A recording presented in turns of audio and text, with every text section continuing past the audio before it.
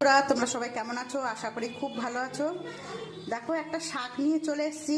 তোমরা হয়তো কম বেশি করে সবাই চেনো। এটা হচ্ছে টক শাক।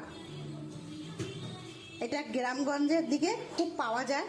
তাই টক শাকটা কিভাবে করব তোমরা শেষ পর্যন্ত ভিডিওটা দেখতে থাকো। আমি এবার কড়াইতে তেল দিয়ে দিচ্ছি।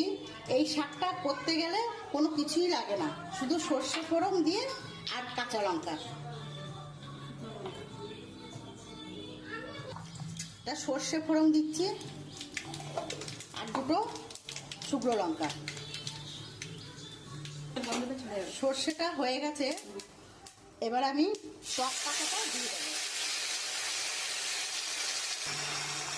এখানে আমি একটু সামান্য নুন দিয়ে দেবো। আমি এর মধ্যে একটুখানি হলুদ দিয়ে দেবো। আমি এটা ঢাকা দেবো না, এমনি হয়ে যাবে, কেন শাকটা একদম নরম।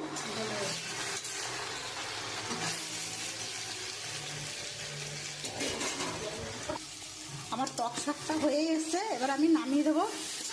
দেখো বন্ধুরা, কি সুন্দর হয়েছে। আমি কিন্তু জল দিইনি, এমনি নাড়াচাড়া করতে, যেহেতু পাতাটা নরম। আমার টক শাক হয়ে গেছে। আমার যদি এই রান্নাটা তোমাদের ভালো লাগে তাহলে একটা লাইক, কমেন্ট, শেয়ার করো। আর তোমরা এরকমভাবে গরম ভাতে খেয়ে দেখো, আশা করি খুব ভালো লাগবে। টক শাক।